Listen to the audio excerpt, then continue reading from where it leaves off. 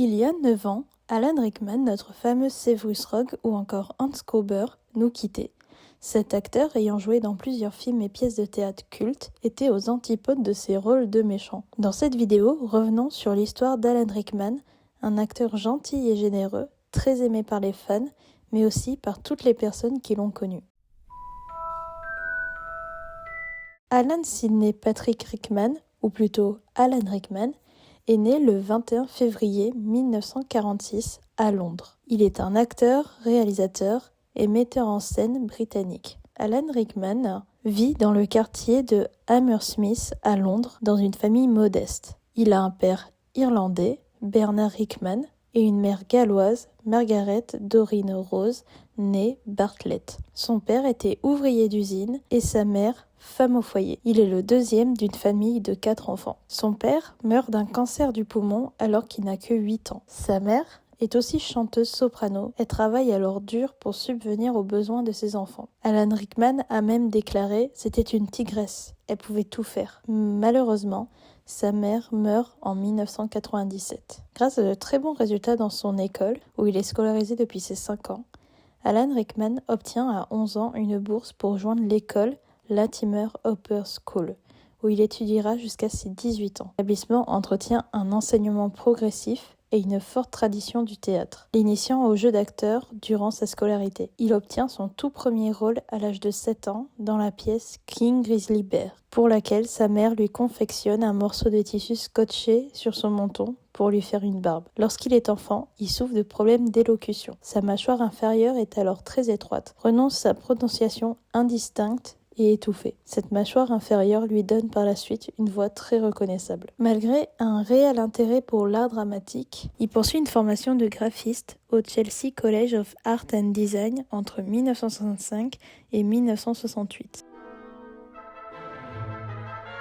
Il devient designer et crée une entreprise, mais cette dernière n'a pas duré. Alan saute le pas à l'âge de 25 ans en demandant une audition auprès de la Royal Academy of Dramatic Art. Il auditionne 2 fois un extrait de Richard III de William Shakespeare, avant d'obtenir une bourse pour y rentrer. Sorti diplômé, il fréquente plusieurs troupes professionnelles et s'essaie à la comédie musicale. À côté, pour gagner de l'argent, il est costumier. En 1978, Alan rejoint la troupe de la Royal Shakespeare Company. Insatisfait, il la quitte en 1998, trouvant que c'est une usine avec trop de représentations. Il joue la pièce de théâtre Roméo et Juliette pour la chaîne BBC, puis participe à plusieurs petits films à la télévision. En 1985, Alan se joint de nouveau à la Royal Shakespeare Company dans l'adaptation théâtrale des Liaisons dangereuses. Alan interprète l'infâme comte de Valmont. La pièce est acclamée à Londres, puis s'exporte avec succès à Broadway. C'était sans compter sur la présence d'une personne particulière lors de ces représentations.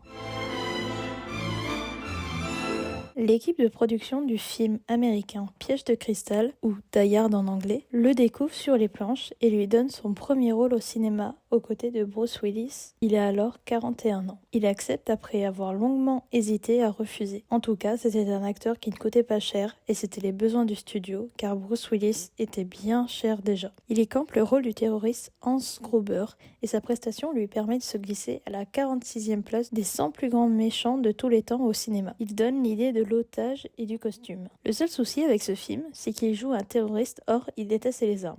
C'est pour cela qu'il tire qu'une seule fois dans le film et on peut bien voir dans la scène que ce n'est pas un plaisir. Dans le film, il doit aussi s'en prendre à la femme de Bruce Willis, mais il est contre les violences faites aux femmes. Enfin, il doit battre sa peur du vertige pour faire la fameuse scène de la mort de son personnage. Dans le film, son personnage tombe du haut de l'immeuble, alors qu'en coulisses, il fallait que l'acteur chute de 6 mètres de haut. Le film reçoit de très bonnes critiques et un bon box-office. Il est aujourd'hui culte. Son acting est alors très remarqué. Alan Rickman commence à écrire un journal au début des années 1990 relatant son parcours professionnel et ses observations, avec l'intention de le publier. Il le tient à jour jusqu'à sa mort. Bien qu'il obtienne plusieurs rôles après ce succès, sa carrière passa quelques années dans le calme jusqu'à sa prestation du shérif de Nottingham dans Robin des Bois, Prince des voleurs. Ce rôle lui rapporte le BAFTA Award du meilleur acteur dans un rôle secondaire en 1991. Pourtant, il avait refusé le rôle à 2 reprises. Il finit cependant par accepter lorsqu'il fut assuré qu'il aurait carte blanche pour l'interprétation du personnage. Le film ainsi que sa prestation sont très appréciés, même plus que celle de Kevin Costner. Grâce à ses succès, Il est approché en 1995 pour participer à la distribution de Raison et Sentiment, un film réalisé par Ang Lee et directement inspiré du roman de Jane Austen. Ce film est vu comme la meilleure adaptation d'un livre au cinéma. Il a suivi des cours pour faire la révérence et connaître les bonnes manières. Sur le tournage, il devient très ami avec Kate Winslet et Emma Thompson. Encore aujourd'hui, durant les interviews, elle n'hésite pas à lui rendre hommage et le qualifier d'homme très gentil, bienveillant, généreux et sensible. Il joue beaucoup de méchants, mais est totalement l'inverse dans la réalité. Il put ainsi explorer plusieurs autres rôles, dont celui d'un policier dans le film Judas Kiss, d'un acteur de série Z dans Galaxy Quest, d'un mari à tendance infidèle dans Love Actually, et même celui d'un coiffeur dans Coup de peigne. Il a pris des cours de violoncelle pour les besoins de Truly Madly Deeply. Il a accepté divers rôles pour ne pas être catégorisé comme un méchant par Hollywood. Alan Rickman est un acteur universel. On peut le voir dans des documentaires, des comédies, drames, adaptations, des films d'action. Il obtient plusieurs BAFTA Awards, mais il n'oublie pas le théâtre. Pour la première fois depuis 1986, il joue de 2001 à 2002 dans une pièce qui s'exporte à Broadway, après avoir été joué d'abord au Noel Coward Theatre, puis dans le West End à Londres. Cette nouvelle production de la célèbre comédie 1930 lui fait retrouver Lindsay Duncan sur les planches. Il remporte le Variety Club Award et le Theatre Goers Choice Award pour meilleure performance dans une pièce de théâtre. Le succès se renforce lors de sa nouvelle pièce, John Gabriel Bachman, où il y joue le personnage éponyme en représentation d'octobre à novembre 2010 à Dublin en Irlande. La pièce de théâtre est ensuite jouée à la Broken Academy of Music entre janvier et février 2011. En 2015, il tourne son dernier film, Eye in a Sky, où joue également son amie Helen Mirren. Le film sort après la mort de l'acteur en 2016 et connaît un très grand succès. Il prête aussi sa voix à plusieurs personnages dans des films comme la chenille dans Alice au Pays des Merveilles, un film de Tim Burton. Il reprend sa voix aussi pour le deuxième film. La popularité d'Alan Rickman s'accroît encore davantage à partir de 2001, grâce à son rôle de Severus Rogue, professeur de potions dans la saga Harry Potter. Un personnage sarcastique, froid et ambigu qui, au fil de l'histoire, prend de plus en plus d'importance. Il s'est vu proposer le rôle après que Tim Roth a décliné l'offre pour jouer dans La Planète des Singes. Cependant, Alan Rickman était le premier choix de J.K. Rowling, l'auteur des romans. Il a accepté le rôle de Rogue après un entretien avec J.K. Rowling. Il voulait absolument connaître la fin de l'histoire pour jouer le rôle au mieux. Il était donc le seul à véritablement connaître l'histoire de Rogue. À chaque fois qu'un réalisateur lui demandait de jouer d'une certaine façon et que cela ne lui plaisait pas, il n'hésitait pas à les reprendre et à faire ce qu'il voulait. On lui demandait en retour pourquoi il y tenait tant et ce dernier répondait « Vous verrez plus tard ». Il a choisi son costume et son maquillage pour le personnage et veillait à la construction des décors des films. Il aide les acteurs et les faisait rire même si au début ils avaient peur comme Daniel Radcliffe. Alors, il lui donne des cadeaux. Il y a cette fameuse blague du coussin Peter lors des tournages. Daniel Radcliffe avait demandé au réalisateur de se placer à côté de sa crush de l'époque. Ayant pris connaissance de ça, Alan Rickman et Michael Gambon ont disposé un coussin Peter dans le sac de couchage de Radcliffe. Jason Isaac, interprétant le père de Drago Malfoy, a même failli refuser le rôle de peur de ne pas être à la hauteur de Alan. Il faut dire que les studios avaient très bien compris que les films devaient attirer non seulement des enfants, mais aussi des familles entières. C'est pour cela qu'ils essayaient de recruter les meilleurs acteurs et actrices britanniques pour le film, afin de faire face au jeu d'acteurs amateurs des enfants.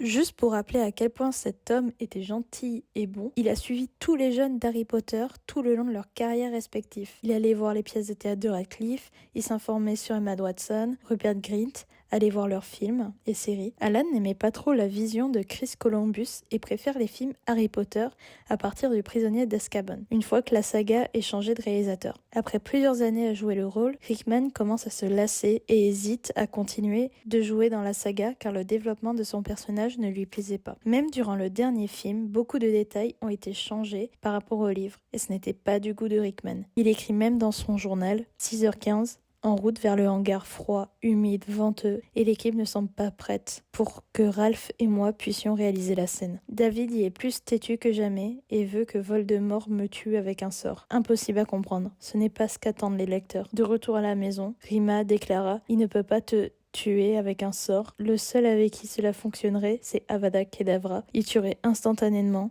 Tu ne pourrais pas finir la scène. » Alan Rickman a quand même joué jusqu'au dernier film Harry Potter.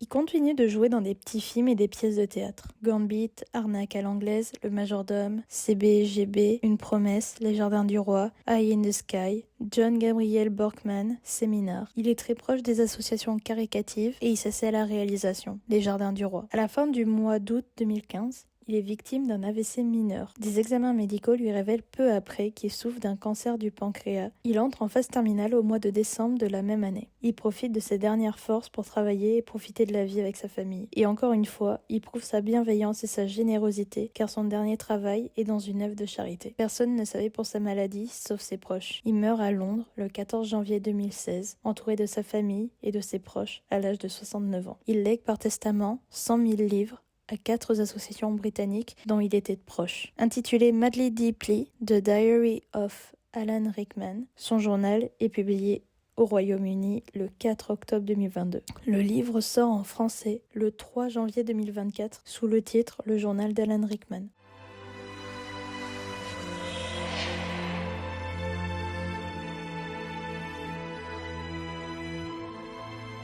Lily. After all this time.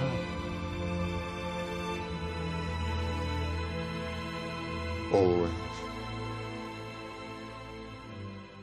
Merci d'avoir regardé cette vidéo, j'espère qu'elle vous aura plu. On se retrouve très vite pour de nouvelles histoires, mettez un j'aime et suivez-moi sur les réseaux.